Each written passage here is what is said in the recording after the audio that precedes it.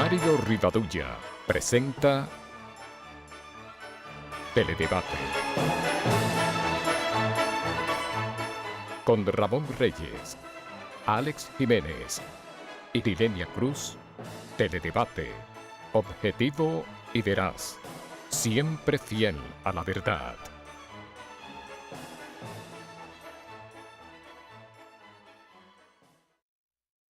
Esta nueva entrega de Teledebate, donde como habitualmente, Dios mediante, vamos a estar con ustedes por la próxima hora compartiendo algunos temas de interés general y una muy importante entrevista que presentaremos en el próximo segmento. La frase de hoy dice así: la imaginación es más importante que el conocimiento. Este es de Albert Einstein, uno de los más privilegiados cerebros que ha conocido la humanidad. Los pasos de la historia nos recuerdan que en el año 1495 Cristóbal Colón fundó la ciudad de Santiago de los Caballeros. Es la segunda ciudad en importancia poblacional del país y un gran centro industrial, comercial, cultural y artístico. Sede del prestigioso Centro León, la pujante Zona Franca y numerosas instituciones de la sociedad civil que contribuyen a su progreso.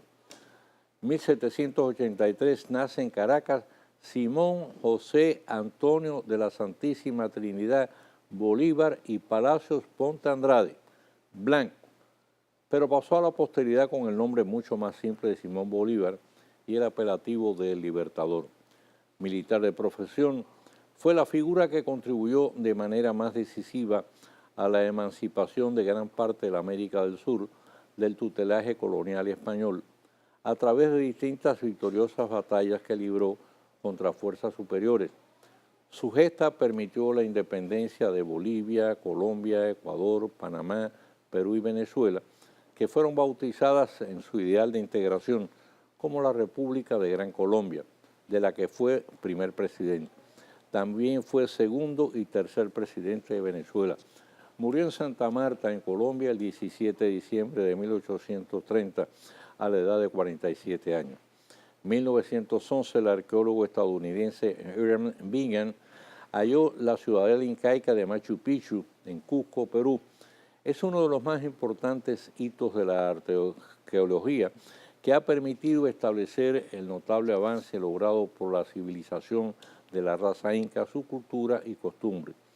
En 1951, Puerto Rico se asoció a los Estados Unidos bajo la forma de Estado Libre Asociado, cuyo principal arquitecto fue Luz Muñoz Marín.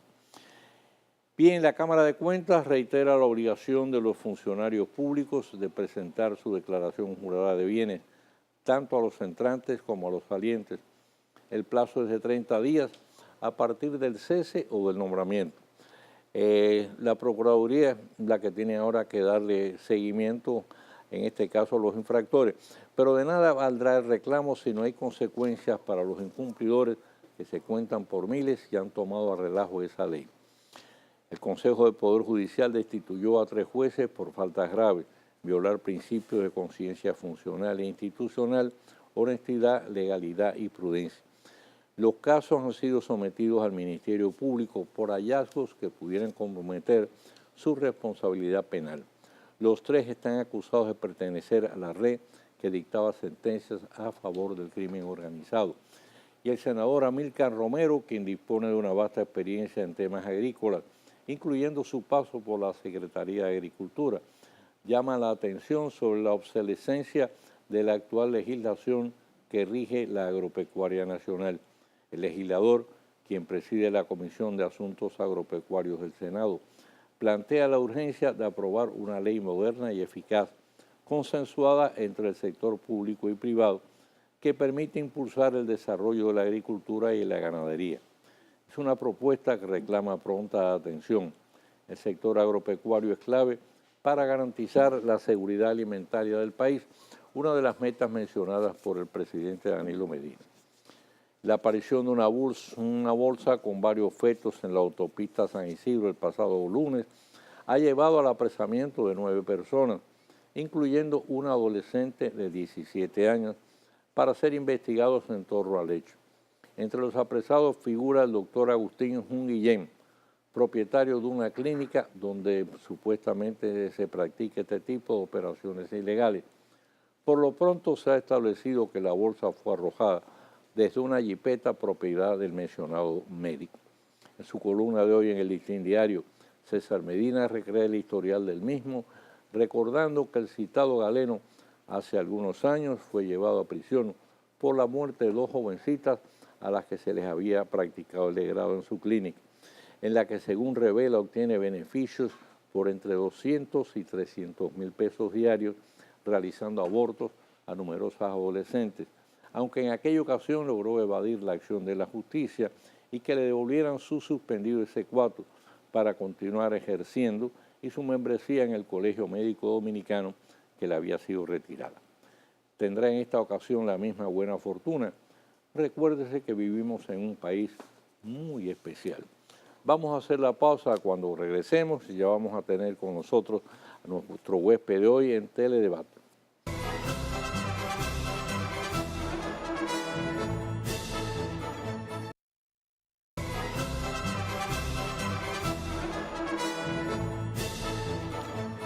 Bueno, yo lo anuncié como huésped, pero en realidad es copropietario.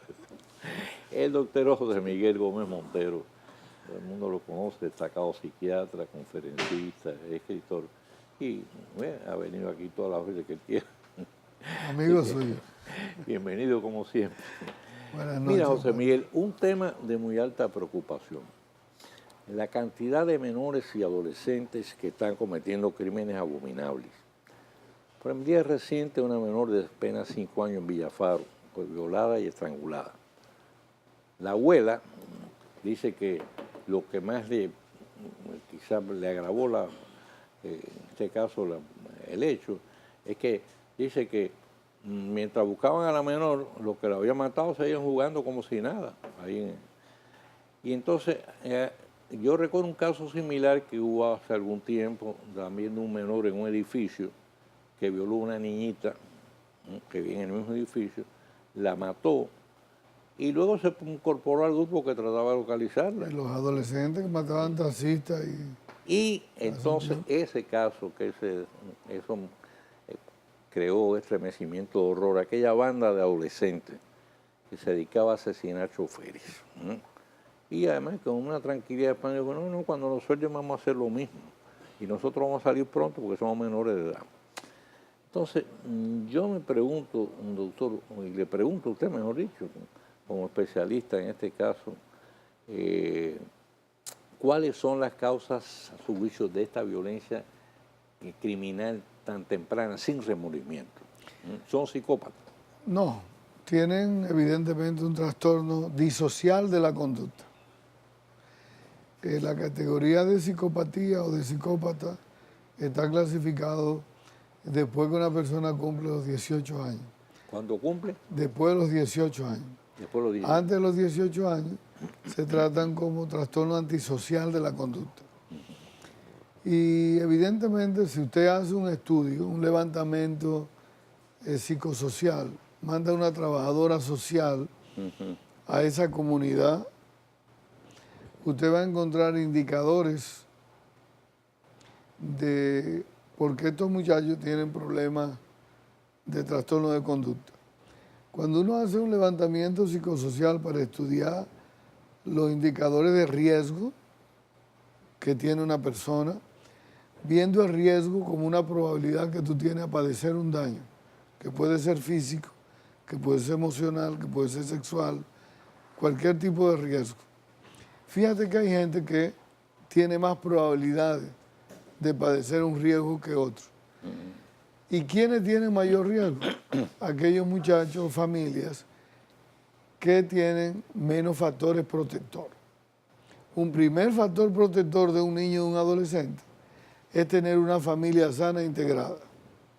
Eso no tiene familia sana ni integrada. Un segundo factor protector es vivir en condiciones favorables que tú tengas acceso al desarrollo social. Viven en marginalidad, en pobreza, sin acceso al desarrollo social. Si tú buscas otro factor protector, es tener vínculo con la escuela. ¿Cuántos de ellos desertaron o no tienen una formación integral dentro de la escuela. Un factor protector es tener unos padres que te puedan fiscalizar, vienen de familias rotas, desintegradas.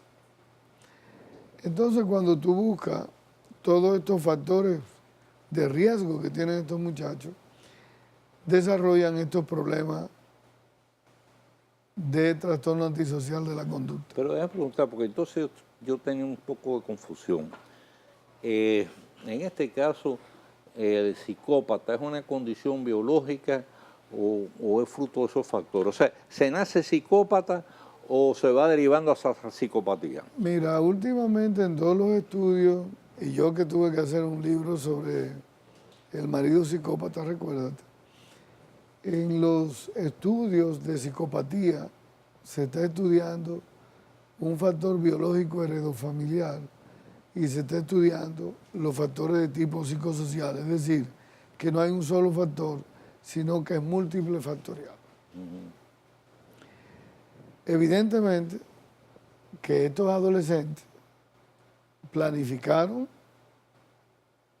ejecutaron una acción de a una niña de 5 años, la violaron y la mataron. Lógicamente que tienen que pagar una consecuencia. Tienen que ser adolescentes que vayan al tribunal de menores y que sufran las penalidades que contempla el Código del Menor, que contempla la justicia para menores de edad. Lo que uno también le preocupa es dónde van estos menores de edad, quién rehabilita y quiénes rehabilitan en términos psicosociales estos menores de edad. ¿Cuál es el sistema carcelario que los acoge y le pone programas de rehabilitación psicosocial para que las penalidades que establece el código son menos de 8 años? ¿Qué va a pasar cuando vuelvan a la sociedad si estos individuos pueden entrar al desarrollo social con ciertos indicadores de rehabilitación psicosocial? Pero me estabas hablando de que la condición de psicópata se clasifica a partir de los 18 años, pero es por un problema cronológico en definitiva. Es decir, yo tengo que llegar a los 18 años para convertirme en psicópata. No, mira lo que pasa. Muchos países, producto de el aumento de transgresión a las normas y de crímenes organizados que han ejecutado adolescentes, hay muchos países que han bajado la edad en la penalización. Hay otros países que han aumentado los años de penalización al adolescente. Sin embargo, aumentar los años, se ha visto en todos los programas que eso no disminuye, que vuelvan a pasar y a reincidir los problemas de transgresión a las normas sociales. Lo que se quiere establecer es que en muchos países lo están penalizando como adultos, porque tienen una cosa es la edad cronológica, que tienen 13, 16 años, y otra es la edad mental, que tienen una capacidad de hacer daño y de planificar el daño como si fuesen adultos. Entonces, a partir de ahí, tienen que pagar las consecuencias, porque aunque tienen 13 y 16 años, sí tienen la capacidad como adultos de hacer daño. Y eso es lo que se está discutiendo en muchos países. Eso se puede establecer, o sea, la diferencia entre la edad cronológica y la edad emocional, en este caso, se puede establecer de manera precisa a través de la psiquiatría. Sí, no solamente de la psiquiatría, sino también de estudios psicométricos, de evaluaciones psicológicas, ¿verdad?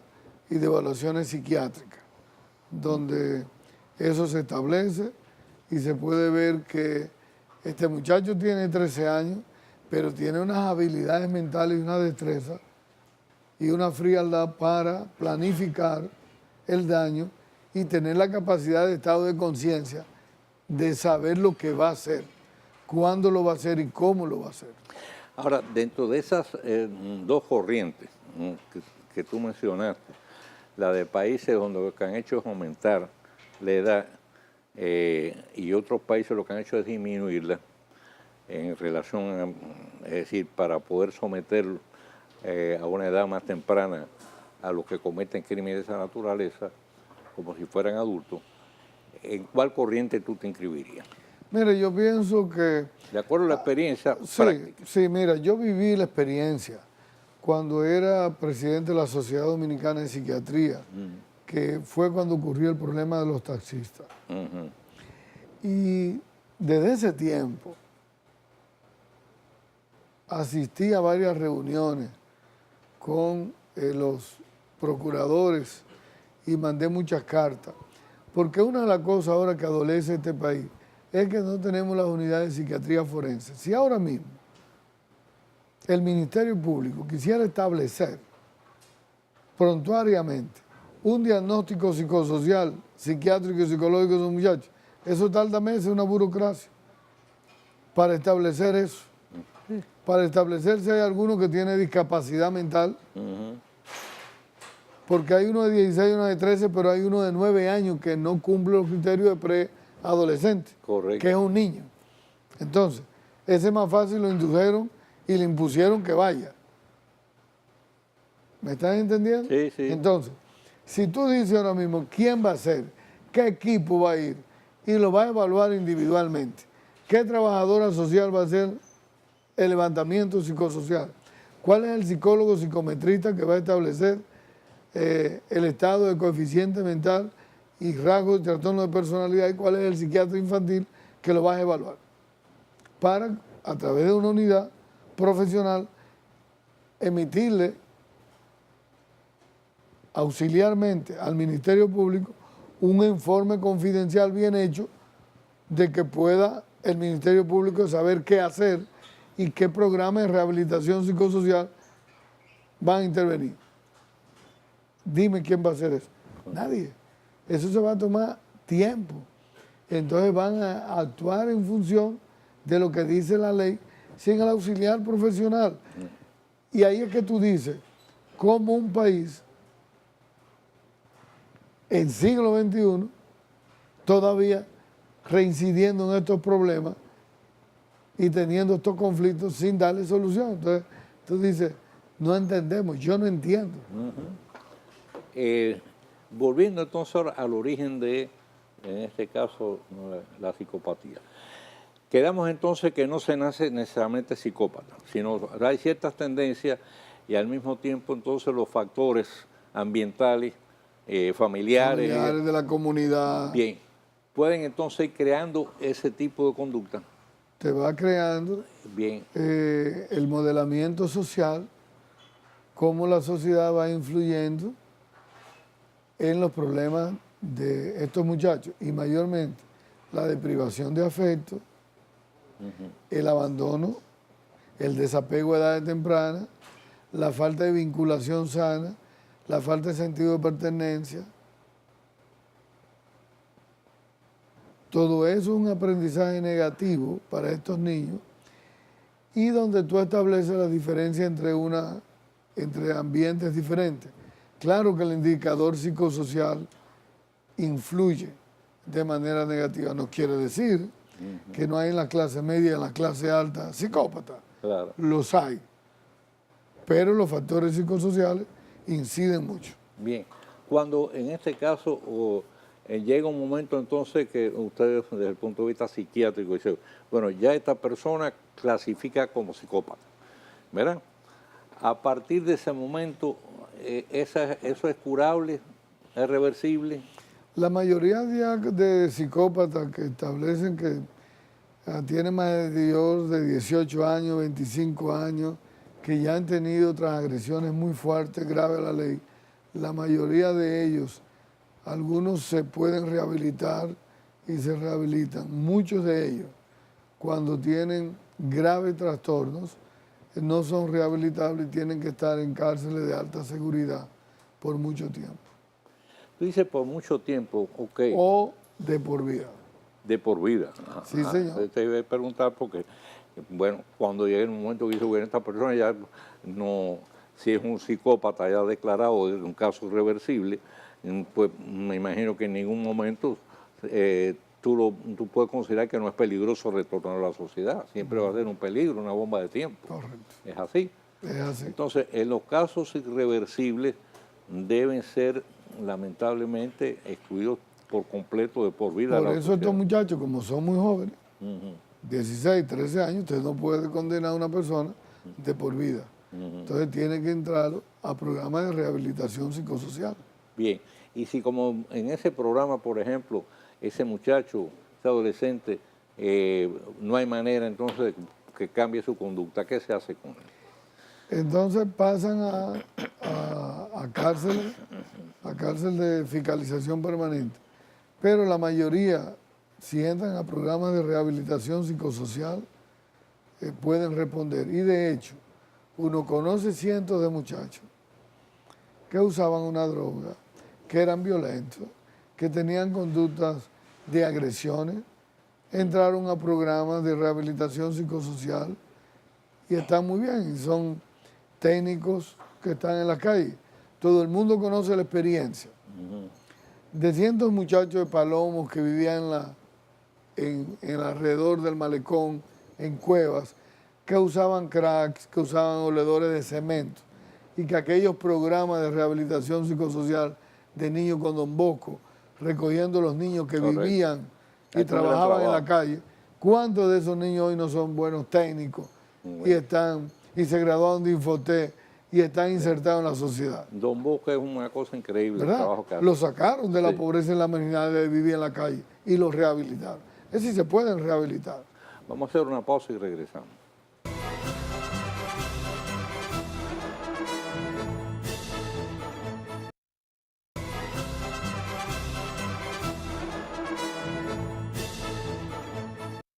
Seguimos conversando con el doctor José Miguel Gómez Montero sobre este interesantísimo y preocupante tema. José Miguel, ¿cómo tú puedes entonces establecer a una edad temprana, cómo puedes detectar los indicios de un muchacho que va por ese camino, que va rumbo a la psicopatía? Mira, hay indicadores que al psiquiatra, al psicólogo, a los padres, a los maestros, el niño desde los 3 años puede dar indicadores. Normalmente estos niños que son transagresores y que tienen problemas primero de conducta, Ujú. en el modelo de aprendizaje social, los niños que tienen problemas de conducta van a dar indicadores de edades tempranas. Desobediencia, es un niño que no se somete a la desobediencia de los padres. Segundo, es un niño que no acoge reglas. Fíjate que un niño de 3 a 6 años en una escuelita, en un colegio, obedece una regla. Ujú. Este niño no obedece reglas, no acepta disciplina, no acepta el orden, es un caos. Tiene problemas para socializar de manera afectiva. Es decir, todos los niños juegan y son gregarios, pero este que comienza a tener problemas de conducta es el que muerde a los niños, los golpea, es agresivo, es violento, es Trata a los irritable, animales, ¿no? También. ¿verdad? Y usted le compra una mascota. Es normal que todos los niños quieran un perrito, adoren un gatico, unos pececitos, un pollito. Este niño que tiene problemas de trastorno de conducta, los padres te lo dicen en edad pequeña. Los pollitos los exprime con las manos, le hace daño al perrito, le hace daño al gatito, es agresivo, no establece afectividad ni con animales ni con personas. No es el niño que le coge cariño a la abuelita, este no es el niño que a la madre la quiere o la respeta o la reconoce como símbolo de autoridad. Entonces, ya ese niño desde los 3, 6 años, 9 años, comienza con problemas. Y lo segundo es que ya él comienza a transgredir las normas, a hacer pequeños hurtos. El hurto, a diferencia del robo, en el niño es que el hurto no hay una planificación. Él se lleva las cosas y no las quiere devolver. Luego comienza a hablar mentiras. Luego comienza a coger cosas con conciencia de que se lleva la lonchera ajena del colegio, se lleva los lápices, se lleva el celular y ya lo planifica cómo hacerlo. Ya también va a la casa de los vecinos, los tíos, los abuelos, también hace lo mismo. Y antes de los 10 años, ya él ha tenido conducta fuerte transgresora. Intentó agredir sexualmente a una niña con 10 años. Intentó tomar alcohol dentro de la casa del que tenía el papá. Se fugó de la casa a 10 a 12 años. Entonces ya tú te das cuenta que viene un historial de conducta transgresora, lógicamente. ¿Qué deben hacer los padres desde que descubren tempranamente indicios de... Normalmente los maestros se dan cuenta de edades tempranas, los padres también, porque todo el que cría varios hijos se da cuenta cuando un niño tiene problemas de conducta de edad temprana y cuando un niño no tiene problemas de conducta. Entonces el problema no es tratarlo como el patico feo, tratarlo como el diferente de la casa. Cuando lo trata como el diferente de la casa, entonces le va a problematizar más porque lo va a comparar con otro, le va a desarrollar baja autoestima, bajo autoconcepto y lógicamente va a crear con una diferencia con los demás hermanos. Llévelo temprana edad donde el psicólogo a trabajarle un programa de modificación de conducta. Si hay que medicarlo o si va a tener que tener programas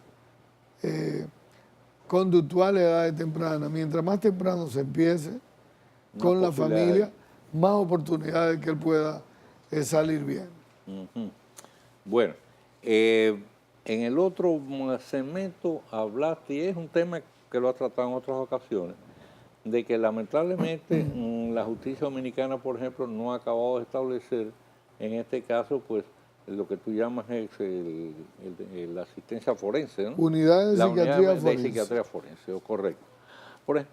Por ejemplo, estaba mirando un caso que me llama mucho la atención. Es el de ese muchacho que entró en el metro y entonces hizo ahí explotar una bomba, algo. Y bueno, lesionó gravemente a otra persona y también. Entonces lo han condenado a 40 años, pero yo en ningún momento, por ejemplo, he leído que respondiera, por ejemplo, a una acción terrorista específica, ya sea por motivos religiosos, por motivos políticos. Es lo que dice, bueno, que entró creo que con un galón de algo y por accidente ocurrió la explosión. El hecho es que tampoco he leído que le hayan hecho ninguna evaluación psiquiátrica, porque nadie hace una cosa de esa naturaleza si no es porque responde a una consigna política, una ideología política, responde a una motivación religiosa. Criterio fundamentalista. Sí, exacto. O si es una persona que tiene un desequilibrio emocional. Entonces, no he leído en ningún momento que se le hiciera ese tipo de evaluación. Bueno, te digo la ausencia de las unidades de psiquiatría forense. Sé, como psiquiatra, que una colega que lo asistía y lo evaluó en San Pedro y luego lo evaluaron aquí. Y me llamó y me pidió una opinión. Pero eso es un hecho aislado, es decir, lo asistieron porque primero él se deprimió y luego dentro de la cárcel y del hospital en San Pedro de Macorís fue asistido psiquiátricamente. Pero, vuelvo y te digo, esos son hechos aislados que se tratan de esa manera. Pero si tú pides que le hagan una evaluación para determinar si hay psicopatía, si hay intencionalidad de hacer daño a grupos, si hay reincidencia, si desde cuándo empezó esta conducta, en términos de una unidad de auxiliar de la justicia dominicana, no lo hay. O sea, en este caso que me estás hablando, fueron tratamientos, digamos, episódicos. Dos psiquiatras lo vieron y lo evaluaron y emitieron su opinión y la justicia determinó. Pero me imagino que si determinaron esa culpabilidad, estoy haciendo una inferencia, fue porque no le encontraron trastorno psiquiátrico ninguno y que se convencieron de que el individuo estaba en conciencia. de lo que estaba haciendo y como consecuencia entonces tenía que pagar sus actos que hizo y el daño físico y el daño a las instituciones y el daño a un medio de transporte masivo colectivo como es el metro. Sí, pero por lo que hemos leído hasta ahora, digo, no No te dice ni te detalla nada. no se iba a Por decir, eso. bueno, cuál es la motivación. Correcto. Tampoco usted tiene que tener una motivación para cometer un hecho específico. O usted es un desequilibrado, o como estábamos hablando, usted responde, en este caso, a una ideología política de carácter terrorista. A veces no lo difunden mucho, cuidándose, infiero yo también, cuidándose de que terceros no repitan la conducta. Para no tratar de protagonismo y no buscar personas que tienen modelos de conducta influenciables y no quieran buscar protagonismo. Es igual que en la pelota prohibieron enfocar con las cámaras los que se desnudaban y entraban al play, precisamente para evitar de que estos individuos no tengan esa conducta. Hacemos una pausa y regresamos.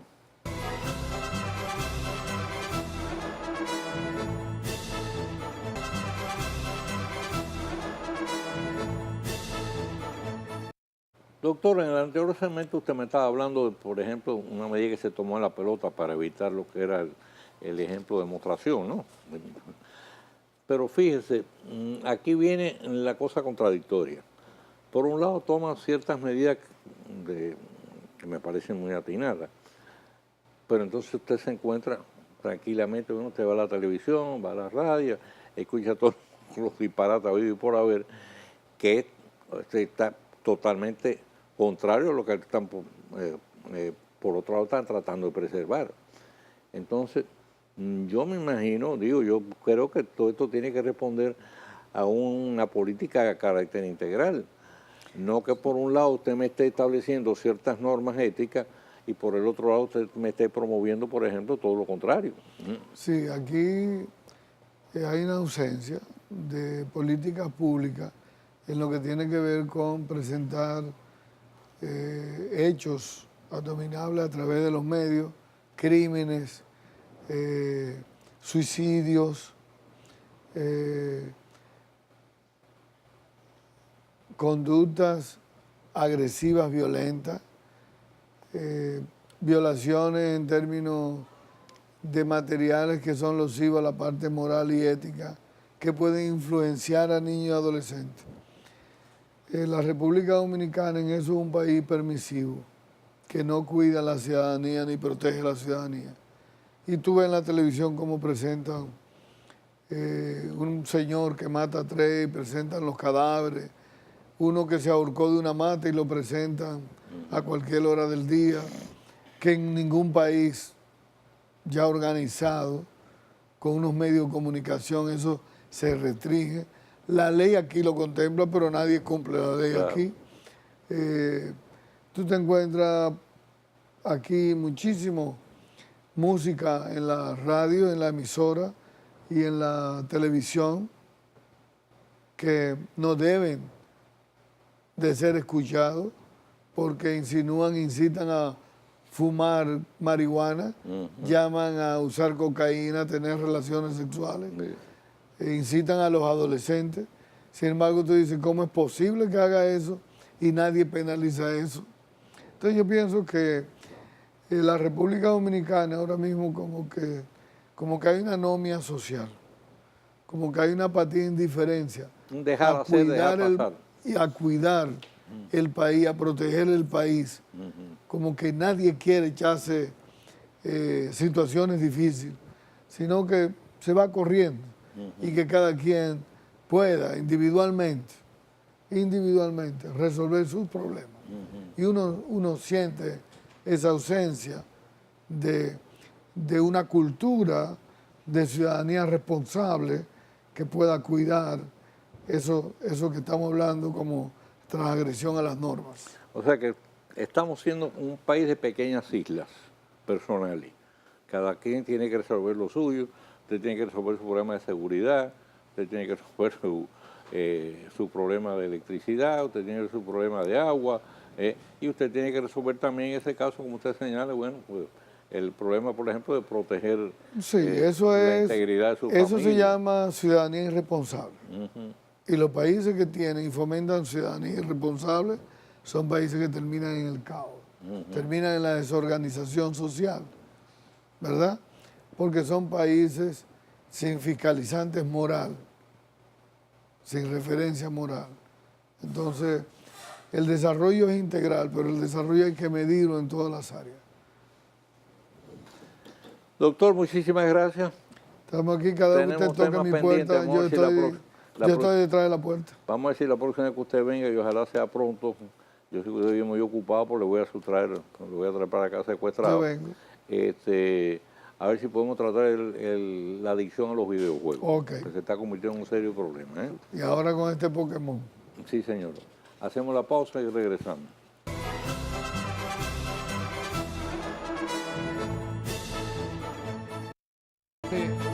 El tiro rápido de Mario Rivadavia.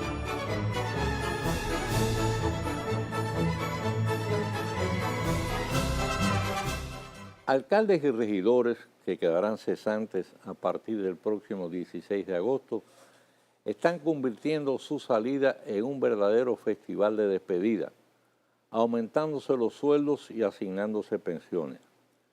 El precio de la orquesta, el salón, las suculentas picaderas y las costosas bebidas irán con cargo al presupuesto nacional. O sea, a los pacientes y sufrientes ciudadanos que con su esfuerzo, ya sea profesional, intelectual, científico o simplemente con el sudor de su frente, a través de los impuestos que pagan, tendrían que cargar con el peso de toda esta incalificable desvergüenza. Salvo en el caso del Distrito Nacional, donde la comisión de regidores a la que fue sometida en estudio rechazó de plano la pretensión de varios de estos avivatos de asignarse pensiones de 70 y 80 mil pesos, en otros ayuntamientos está teniendo lugar estos groseros intentos de despojo. El caso más escandaloso es el del Ayuntamiento de Santiago, donde los ediles, en una sesión que contó con menos de la mitad de los miembros del consistorio, se aumentaron los salarios a 210 mil pesos mensuales y elevaron el del alcalde a 450 mil. Rechazarlo es el reto que ha prometido enfrentar el futuro mayor Abel Martínez, quien calificó el hecho como una desvergüenza inadmisible. Pero los malos ejemplos se extienden como el fuego con la gasolina. De una vez han surgido imitadores. En Moca, el Consejo de Regidores premió a 4 salientes con sendas pensiones de 37 mil pesos mensuales, seguramente con la idea de allanarse el camino para cuando les llegue a ellos la hora del retiro. Y ahora en Bonao, 2 regidores han sido premiados con las correspondientes pensiones que les garanticen un plácido retiro reñido con el trabajo. En tanto, el alcalde, que terminará sus funciones dentro de 3 semanas, ha visto aumentado su sueldo de 75 mil a 150 mil pesos al tiempo de ser pensionado. Naturalmente, en base a este último aumento. Toda una chulería. En este último caso, el próximo mayor, a través de las redes sociales, aclara que no tiene responsabilidad en el hecho. Pero a diferencia del futuro alcalde de Santiago, evade el compromiso de prometer que no permitirá se consume la vagabundería. No hay que llamar la atención sobre el rechazo con que han recibido estas decisiones en sus respectivas comunidades, dado que no tienen la menor justificación, salvo el deseo de seguir disfrutando de la generosa ubre que provee los fondos estatales, que en cambio escasean para urgentes necesidades en seguridad ciudadana, salud, servicios públicos y otros urgentes requerimientos. En cambio, sí se hace notar el silencio de que en torno a estas decisiones han hecho gala hasta ahora la Liga Municipal Dominicana y la Federación Dominicana de Municipios, como si no se tratara de un tema que les atañe de manera directa. Se trata de acciones a todas luces inmorales, reñidas con las más elementales normas éticas, propias de salteadores que han ido a los cargos a servirse y no a servir, y pretenden seguirlo haciendo aún después de haber cesado sus mandatos. Pero además, no establece la Constitución la prohibición de las autoridades de legislar en su propio beneficio. No alcanza esta prohibición al ámbito municipal. ¿No advirtió ya el Procurador General que los violadores podían ser sometidos a la justicia? ¿Se aplicará en estos casos la norma constitucional?